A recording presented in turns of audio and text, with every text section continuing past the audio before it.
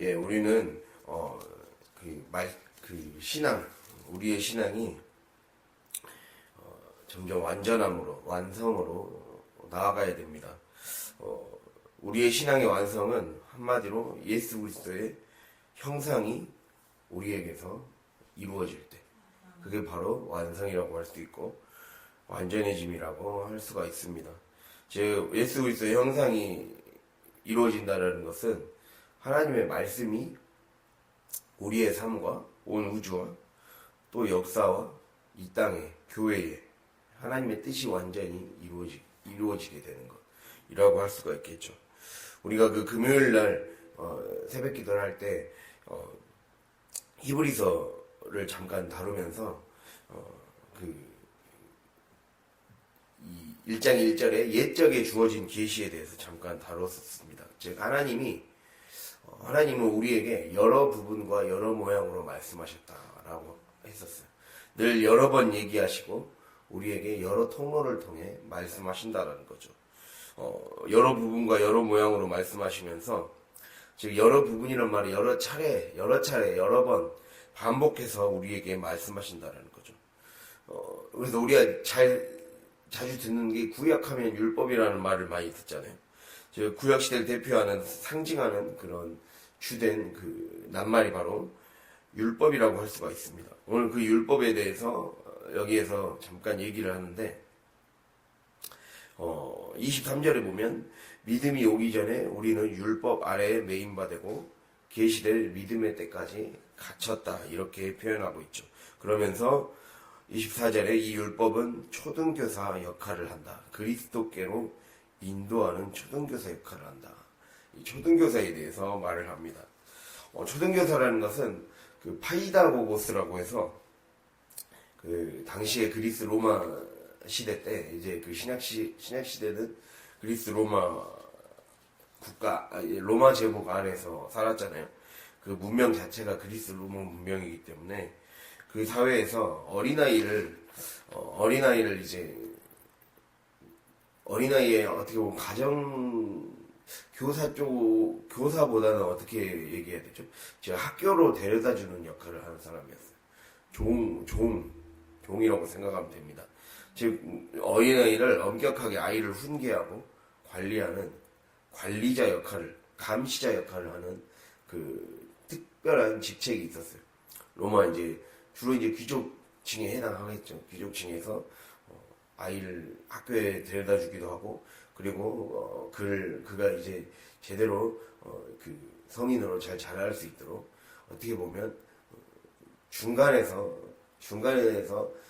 역할을 해주는 거죠. 그 일거수일투족 감시하면서 그 엄격하게 훈계를 하고 훈육을 하고 또 체벌을 가할 수 있는 권리도 부여해 주었습니다. 그래서 초등교사의 목적은 아이를 가르치는 사람이 아니라 훈육하고, 그냥 단순히 가르치는 어떤 선생님의 역할보다는 일상을 훈육하고 또 보호해주고, 또 그렇게 함으로써 아이가 성인이 제대로 될 수 있도록, 사회에 필요한 구성원이 될 수 있도록 필요한 목적지까지 이끌어주는 어떤 통제자 역할을 했습니다. 그게 바로 지금 오늘 성경에서는 초등교사라고 말하고 있죠.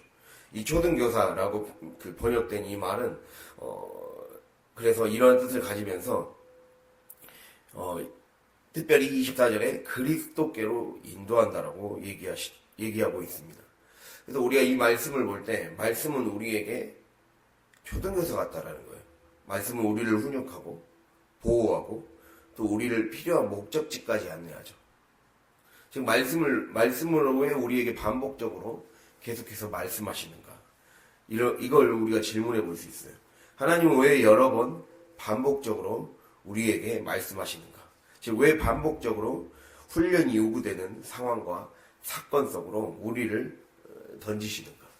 이거를 질문해 봤을 때 우리를 필요한 목적지까지 안내하기 위해, 그게 바로 말씀의 역할이라는 거죠. 즉 우리가 바라봐야 될 목표점이 있고 우리가 손에 넣어야 할 어떤 목적이 있다라는 거예요. 그리고 우리가 맞춰야 할 관역이 있는 거죠. 그 관역에서 벗어난 걸 그 죄라고 그러잖아요. 그 관역을 빗나가다. 우리가 죄할 때 항상 하마르티아라고 해서 관역을 빗나가다라고 하죠. 즉 우리가 반드시 관역을 맞춰야 되고 반드시 지향하고 손에 넣어야 할 표대가 존재한다는 거예요. 이것이 내 안에서만 갇혀 있으면 한 발짝도 나아갈 수 없기 때문에 그 내 알을 깨고 밖으로 나와서 그 세계를 보아요. 즉 우리가 갇혀 있으면 제대로 된 진리의 실체를 보지 못해서 나아가지 못하기 때문에 말씀이 우리 안에 갇혀 있지 말라고.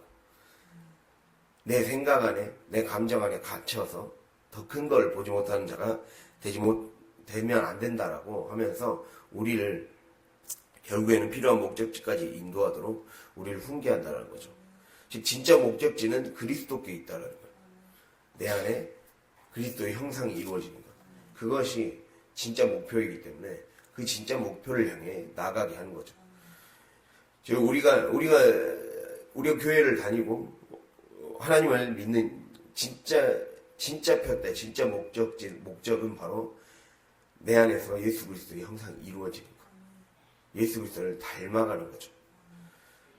닮아간다, 형상이 이루어진다 했을 때 그 형상은 우리 그걸 생각하면 돼요. 우리가 붕어빵 형틀 같은 거 있잖아요. 또는 이제 동전을 만들 때 그 형틀에 맞춰서 딱 그걸 맞추잖아요. 그대로 모양이 똑같이 나오잖아요. 그 형틀에 딱 그 붕어빵을 찍으면 모든 붕어빵의 모양이 다 똑같이 나오잖아요. 그러니까 한마디로 예수님의 형상을 닮아간다는 것은 예수님의 삶을 그대로 그 틀에서부터 그 내면까지 똑같이 바꿔가는 거예요. 그래서 우리가 나오는 표현이 바로 3장 27절에 누구든지 그리스도와 합하기 위하여 세례를 받은 자는 그리스도로 옷 입었느니라.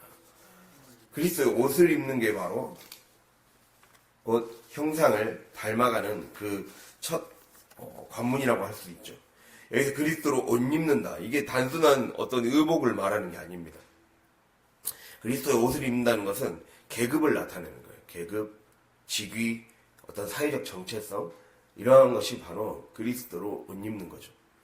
하나님의 형상을 닮아간다는 것의 중요한 핵심은 바로 옷을 입는 겁니다. 우리가 보면 제가 이제 신학을 하고 신대원을 졸업하고 또 나서 더 이제 공부를 해서 석사까지 했었는데, 딱 보면 처음에 그 대학을 졸업할 때는 보통 학사라고 그러죠. 그리고 그 다음이 석사, 그리고 그 다음이 이제 또 전문 과정이죠. 근데 다 입는 옷과 그 모자가 달라요. 그러니까 한마디로 그것에 따른 어떤 계급이나 어떤 넌 더 이걸 배운 사람이다. 이거를 다르게 표시해주는 그 옷이 있죠. 그리고 주방, 좀 이제 고급 호텔이나 이런 데 가면 주방장이 쓰는 모자와 그리고 그 아래 사람들이 쓰는 모자의 크기가 다르죠. 그러한 것을 볼 때 옷이 단순한 의복이 아니라는 것을 알 수가 있어요. 이것은 한마디로 그리스도, 즉 우리를 구원하시는 그 대제사장 되시는 예수 그리스도의 옷을 입는 것, 그리고 또는 하나님의 전신갑주를 입는 것, 그것이라고 할 수 있죠. 즉 하나님의 전신갑주예요. 우리가 이 말씀에 대해서 많이 했었죠. 하나님의 전신갑주, 하나님을 위해서 전신갑주를 입어라가 아니라 하나님의 전신갑주라는 거예요. 즉 하나님의 전신갑주면 보통 이제 구약에서는 하나님을 만군의 하나님이라 불러요. 만군의 여호와 하나님, 즉 모든 군대를 이끄시는 여호와 하나님, 이런 뜻이거든요. 그러니까 사령관이라는 거죠. 장군급 이상이라는 거죠. 쉽게 말하면 그냥 2등병 옷이 아니라, 우리는 늘 자기 자신을 2등병이나 1병이나 이렇게 그냥 병사같이 바라보는데, 그러나 하나님은 우리에게 장군의 옷을 입히신다는 거예요. 이게 다른 거죠. 그래서 하나님이 우리를 그렇게 할 때 세상을 이길 힘이 생기기 때문에, 주님이 그래서 나의 진짜 그 인격과 어떤 태도가 한 번에 바뀌지는 않지만 주님이 우리에게 중요한 핵심은 바로 예수 그리스도를 믿기 시작. 내가 정말 예수 그리스도를 믿는다면, 내가 정말 예수 그리스도를 믿는다면 내 삶에 하나님을, 예수 그리스도를 모방하라는 거예요. 즉 예수 그리스도의 옷을 입고 그분을 의지하며 나아가라고 주님이 우리에게 말씀하시죠. 즉 여전히 우리 내면은 주님 곁에 가는 날까지 죄와 씨름해야 할 정도로 모순을 많이 보게 됩니다. 자신의 죄 많은 모습, 모난 부분, 이러한 것들을 발견하게 되죠. 그러나 아까 말씀드렸듯이 옷이 소속에, 자기 한마디로 소속이다. 나는 이제 소속이 바뀌었다는 거예요. 늘 땅에만 속하던 사람이, 늘 죄의 세력에만 종노릇하며 살아가던 사람이 이제는 소속이 바뀌었다는 거죠. 나는 하늘의 사람이다. 천국의 시민이다라는 것을 기억하라는 거죠. 신분이 바뀌었고 정체성이 바뀌었다는 것을 기억하며 나아가라고 주님이 우리에게 지금 그 말씀을 하고 있습니다. 그 목표지, 그 목적지를 향해 나아가는 겁니다. 그 목적지를 향해 나아가기 위해, 그래서 그 목적지를 향해 나아가기에 우리에게 필요한 것은 바로 말씀을 의지하며 그리스도의 옷을 입는 삶.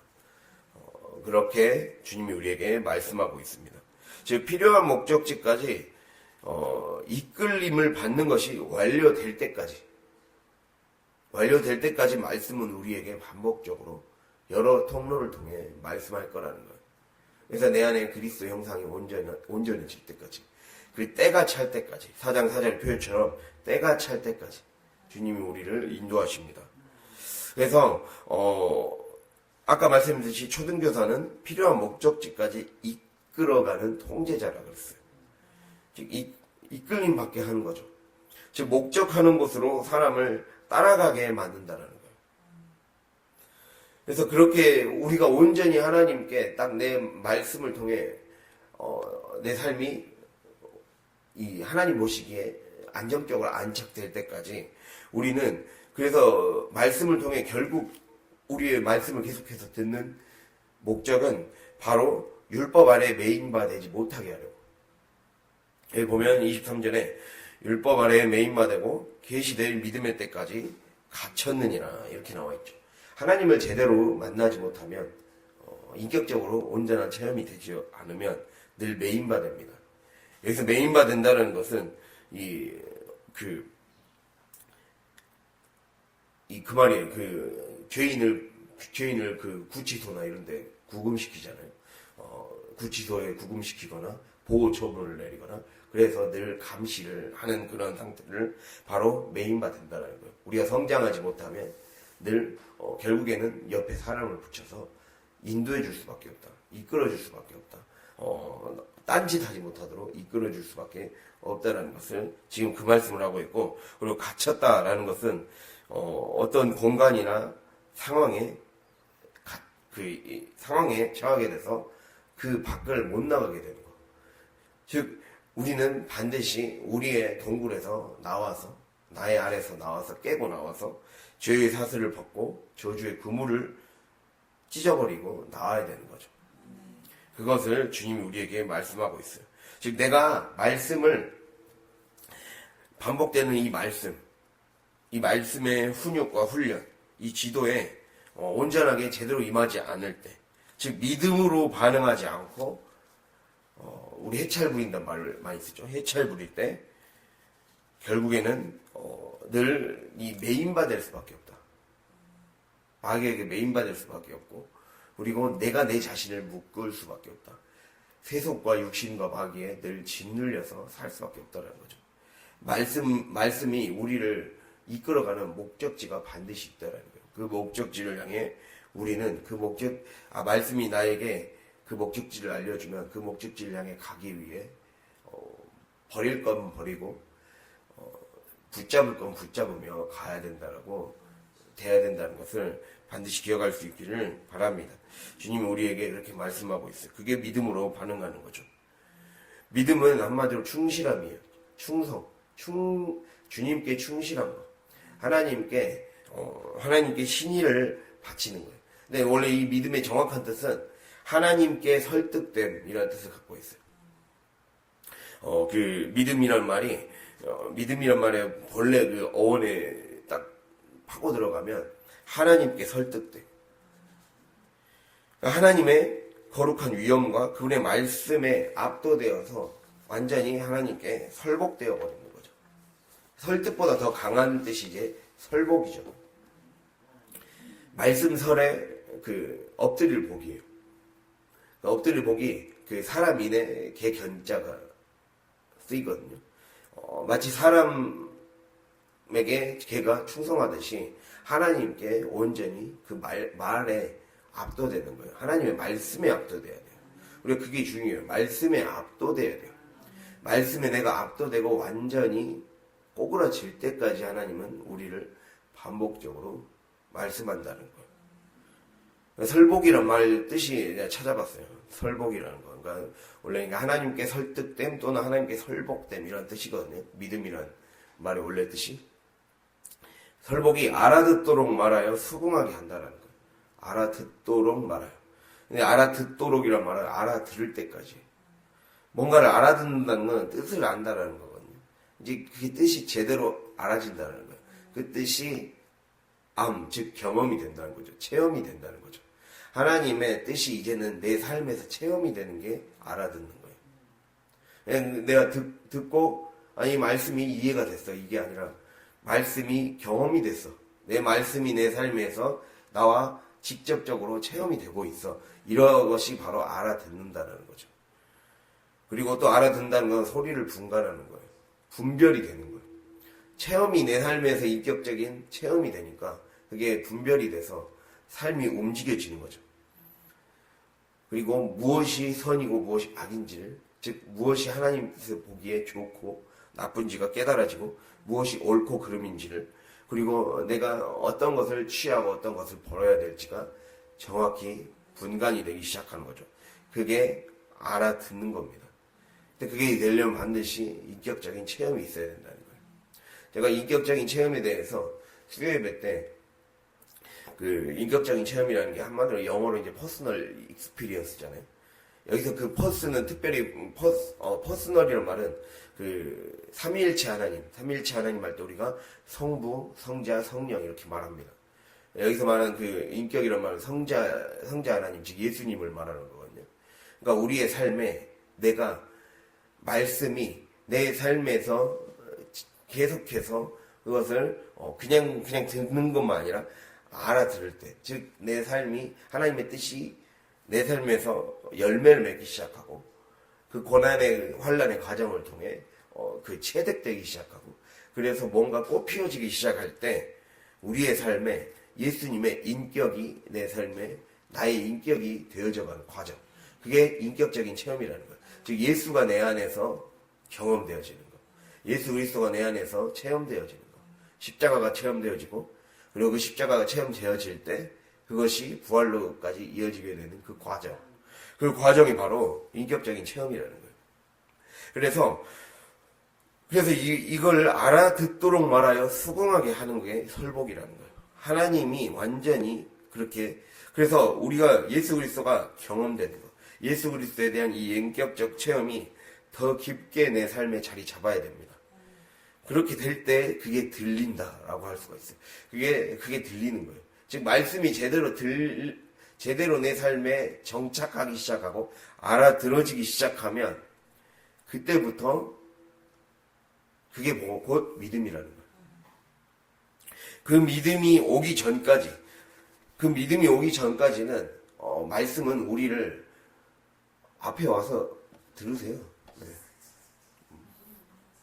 뭘 어찌 않을까요?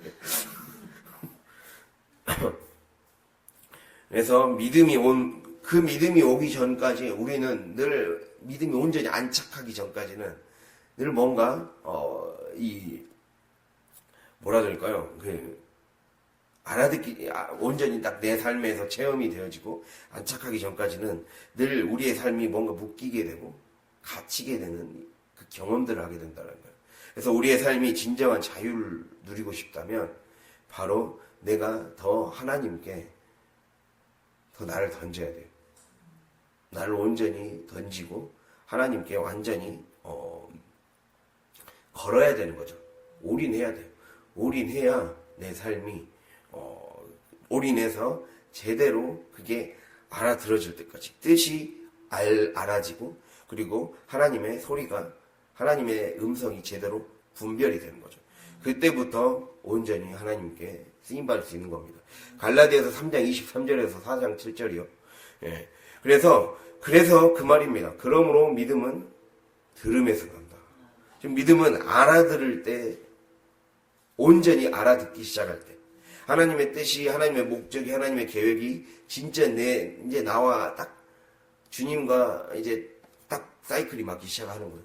내 것이 버려지기 시작하고, 나의 옛 옷이 버려지기 시작하고, 이제 하나님의 소리만 분간이 되기 때문에, 하나님의 소리만 내 삶에 들어오게 되기 때문에 믿음은 알아들음에서 나는 거죠. 저는 그 말씀이 딱 생략됐다고 생각합니다. 믿음은 들음에서 난다. 그냥 들리는 게 아니라 알아듣는 거죠. 그게 알아들어야 주님께 설복이 되기 때문에. 그래서 하나님의 그러한 크신 위엄에 이제는 압도되는 거예요. 그러니까 말씀의 위엄에 압도돼야 돼요. 이게 중요한 거예요. 그래서 제가 계속 말씀드렸잖아요. 말씀은 자연계시, 특별계시, 모든 게 말씀이에요. 어떻게 보면. 그러니까 내 삶의 말씀을, 원래 말씀을 뜻하는 그 히브리어가 다바르라고 해서 사건이라는 뜻도 있어요. 내 삶에 주어진 상황, 사건, 그리고 이 성경, 모든 게 말씀의 소재예요. 하나님이 오신 거예요. 예수 그리스도가 오신 거예요. 말씀은 곧 하나님이시고 예수 그리스도라 했잖아요. 즉 우리 눈에 보이지 않지만 주님이 우리에게 늘 반복적으로 우리에게 오신 거예요. 이것을 예민하게 볼 수 있는 자들은 이제 분간이 되는 거죠. 분간이 돼서 내가 이것을 인격적 체험을 해야 되겠구나. 이 사건을 통해 하나님을 만나야 내 안에서 예수 그리스도가 이루어진다는 거예요. 분간이 되고 뜻이 깨달아지고, 그로 말미암아 내 삶에 이미 뿌려진, 즉 하나님이 내 삶에 말씀을 계속해서 이 시간 하는 거는 예수 그리스도께서 이미 내 삶에 오신 거예요. 강림하신 거예요. 그 예수 그리스도가 보여지고 느껴지기 시작하고, 그래서 내 안에서 체험되어서 알아들어질 때, 그때 비로소 믿음이 찾아옵니다. 그게 믿음이라는 거죠. 알아듣고 주님께 완전히 엎드리는 거. 그래서 우리가 이 어떠한 것도 놓치지 않아야 돼요. 하나님이 나에게 주신 하루에서부터, 사소한 하루에서부터, 그리고 이렇게 예배드리는 주일의 예배에 이르기까지, 즉 우리가 이 월화수목금토일 쭉 이렇게 와서 결국 주일에 이렇게 오잖아요. 주일에 안착하게 되잖아요. 그 모든 삶이 모여지는 거예요. 모든 삶이 모여지는 거예요. 모든 삶이 하나하나가 모여져서 주일의 모든 에너지가 응축돼서 예수 그리스도, 완성된 예수 그리스도를 만나는 거예요. 7일 완전수잖아요. 즉 우리가 월요일에서부터 하나님이 우리에게 주셨던 상황 가운데, 사건 가운데, 그리고 새벽 기도 가운데, 수요 예배 가운데 주셨던 모든 말씀들을 모으는 거죠. 내 마음의 그릇 안에 모아서 그것을 삶에서 온전히 열매 맺도록 모으고 모아서 그 열매를 가득 들고 주님께 주일에 오는 거예요. 그때 그 에너지가 응축돼서 터질 때, 주일 예배 때 역사가 일어나는 거예요. 주일 예배 때 성령의 역사가 일어나야 우리가 새신자들이 변화되지 않겠습니까? 채워지지 않겠습니까? 하나님이 우리에게 그거를 바라고 있는 거예요. 얘는 알아들어야 된다. 알아들어야 된다. 하나님의 말씀이 알아들어지고, 그래서 그 뜻이 제대로 체험되어지고, 알면 체험이잖아요.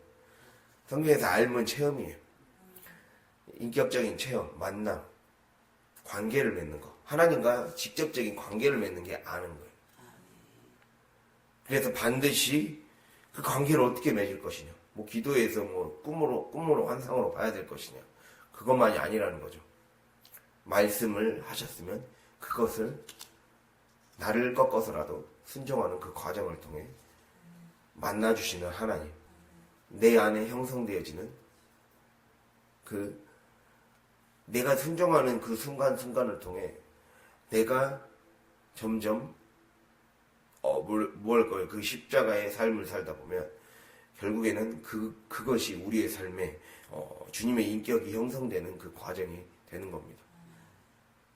그래야 예수 그리스도의 형상, 예수 그리스도의 옷을 입는 자로 변화되는 거죠. 그렇게 귀가 트여야 돼요. 즉 이미 온 세계에 하나님의 말씀을 느낄 수 있어야 돼요. 매일매일 하나님은 말씀하셨다. 하나님은 지금도 말씀하실 뿐만 아니라 항상 말씀하시는 하나님이다. 그 말씀하신 하나님에 내가 어떻게 반응할 것인가. 알아들을 때까지 온전히 내 안에서 나를 깨고 나와야 된다. 그렇게 되지 못하면 계속 매인바 되고 묶임바 되고 갇힌바 되고 항상 자유롭지 못해서 감시당하는 신세를 면하지 못하게 된다. 이거를 기억해야 돼요. 그게 되어지지 않으면 늘 죄의 사슬에 묶이게 되고 저주의 사이클에 묶이게 되고 결국에는 그러한 삶으로 될 수밖에 없습니다. 그래서 믿음이 와야 오늘 그 25절에 믿음이 온 후로는 우리가 초등교사 아래에 있지 아니하도다. 그러면서 믿음으로 말미암아 그리스도 예수 안에서 하나님의 아들이 되었다 했어요. 즉 하나님의 말씀이 알아들어지고 체험되어지고 그래서 내 안에서 내가 그리스도 안으로 들어가는 것이고 그리스도가 내 안으로 들어오는 것이죠. 그렇게 믿음이 와야 즉 그리스도의 영으로 내가 온통 채워져야 하나님의 영으로 성령으로 채워져야 완전한 완성을 향한 날개짓이 진짜 제대로 시작되는 거예요. 그러니까 주님이 나를 지금 계속 깨뜨리고 있는 거예요. 내가 온전히 알아듣고 내 삶에서 진짜 그리스도인의 삶이 될 때까지. 그래서 우리가 이 성경은 왜 구약 신약으로 나눠져 있고 구약을 율법이라고 하고 신약을 믿음이라는 거예요. 우리 인생에도 그리스도인의 과정에도 어떻게 보면 구약적인 신앙이 있어요. 그리고 신약적인 신앙이 있다는 거죠. 그것은 바로 늘 그냥 말씀을 듣기만 하지 그 삶에서 그 이상을 못 가는 거예요. 말씀은 오늘 말하잖아요. 말씀은 우리를 그리스도께로 인도하게 한다. 내 안에서 그리스도가 안착이 돼야 돼요. 그게 되지 않으면 계속해서 마치 구약시대 같이 구약적인 신앙에만 머무는 거예요. 늘 이미 오신 예수 그리스도를 나는 체험을 못하는 거죠. 나는 경험이 안 되는 거예요. 그게 되지 않으면 계속 그 안에서만 머무는 거예요. 율법적 신앙에서만 머문다는 거예요. 늘 안에서 이 말씀이 그냥 이 말씀이 있고 저 말씀이 있고 그 말씀이 있는다는 거 알고 필요하다는 거 알고 순종이 필요하다는 거 아는데 내가 거기에 나를 실제적으로 말씀이 열매 맺기 위해 나를 던지지 않기 때문에 그 비슷한 쳇바퀴 사이클을 그냥 돌기만 하는 거죠. 공회전만 남발하는 거죠. 그러니까 연료만 낭비하는 거예요. 공회전을 하면 연료만 낭비하게 되잖아요. 그 연료만 낭비하면서 시간만 더 허송세월 하게 되는 겁니다. 그래서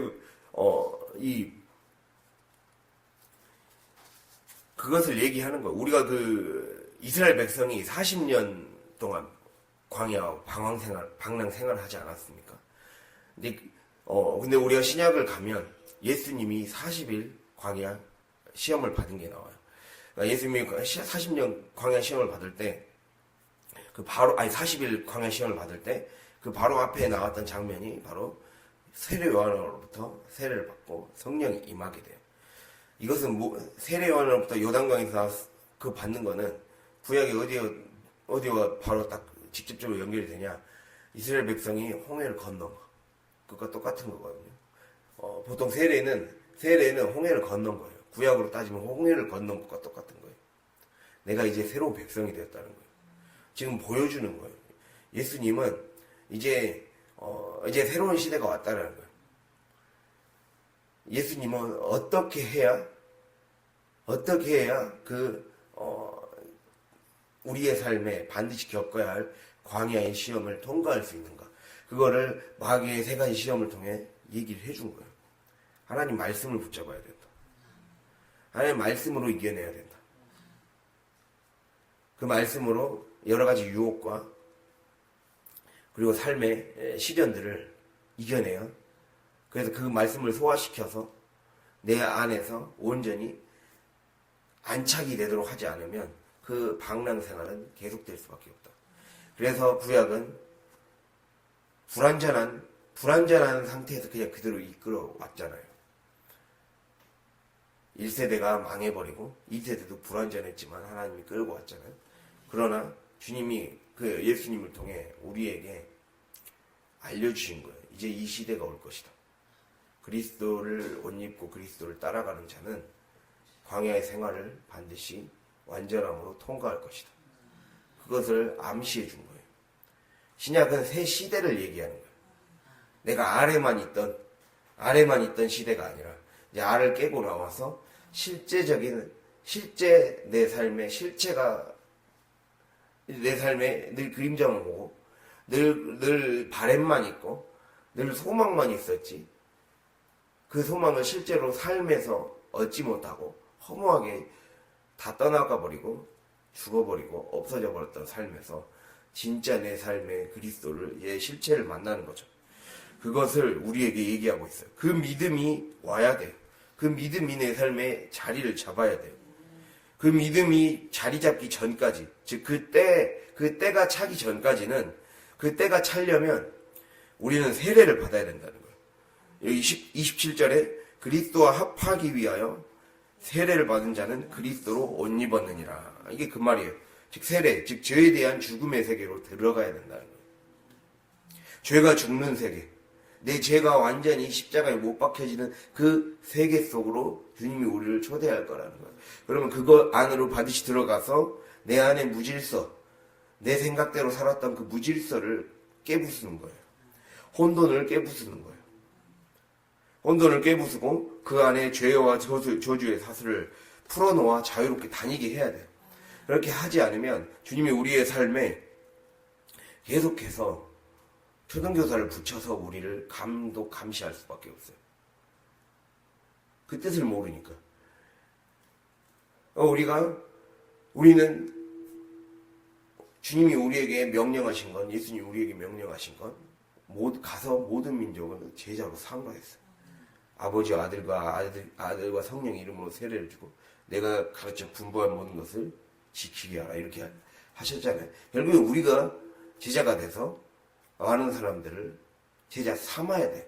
주님은 제자 삼으라 했어요. 그래서 제자 훈련만 받으라고 하지 않았어요.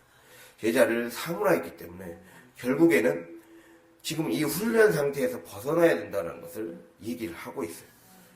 초등교사, 즉 구역적인 신앙을 가진 사람들은 마치 초등교사를 옆에서 붙여줘서 늘 감독하고 감시하고 관리하고, 그래서 그거 엇나가지 않도록, 엇나가면 때로는 이제 그 아버지가 체벌을 가할 수 있는 권리까지 줬다 했죠. 그렇게 때릴 수밖에 없어요. 왜 그렇게 사느냐 하면서 우리를 할 수밖에 없어요. 그래서 너가 바라봐야 할 것은 그리스도고 네 안에서 그리스도가 형성돼야 된다. 그게 되지 않으면 우리의 신분이, 오늘 말씀에서도 우리의 신분이 유업을 받을 자라고 했어요. 우리에게는 지금 아버지가 아들에게 물려줄 재산이 있고 지위가 있고, 그리고 이 자리를 끝까지 따라가면 당시 그 초등교사를 그 가정에 두고 있었던 것들은 사람들은 다 귀족이었어요. 다 사회적인 어떤 학급하는 사람들이었어요. 그런데 아들이 망난이고 제대로 교육도 받지 않고 그러면 그 사람들한테 어떻게 물려줍니까? 그렇게 할 수 없기 때문에 제대로 사람이 되기 전까지는 계속 보류시키는 거예요. 그래서 유업, 즉 가업을 승계해 줄 수도 있고 또 그 재산을 줄 수 있고 직위도 그대로 내려갈 수가 있어요. 근데 그냥 주는 게 아니라는 거예요. 초등교사의 그 성인이 될 때까지 초등교사의 가르침을 제대로 받고 거기서 아버지가 이제 판단을 하고 할지 말지 결정을 하는 거거든요. 그렇기 때문에 유업을 이을 자라는 신분은 우리는 갖고 있어요. 즉 우리는 예수를 믿음과 동시에 하나님의 자녀가 되는 권세를 주셨다 했어요. 근데 그 자녀가 되는 권세가 이제 우리의 삶에 그 권세가 시작되었고 믿음의 삶이 시작되었는데 이것이 내 삶에 내가 끊임없이 하나님이 반복해서 말씀하시는 것을 믿음으로 깨부수고 믿음으로 내 삶의 그 모순들, 죄악들을 깨부수고 앞으로 나아가지 않으면 그게 내 삶에 믿음이 안착하지 못하기 때문에 어떻게 못하는 거예요. 줄 수가 없는 거예요. 맡기면 위험하기 때문에. 맡기면 오히려 하나님의 영광이 아니라 아버지의 이름에 먹칠을 하는 것 같이 하나님 아버지의 이름에 먹칠할 수도 있을 것 같기 때문에 하나님이 보류시키는 거예요. 그래서 우리가 제대로 훈련되어지는 자가 될 수 있기를 바랍니다. 더는 초등교사가 나를 좌지우지 않는 상태로 넘어가야 됩니다.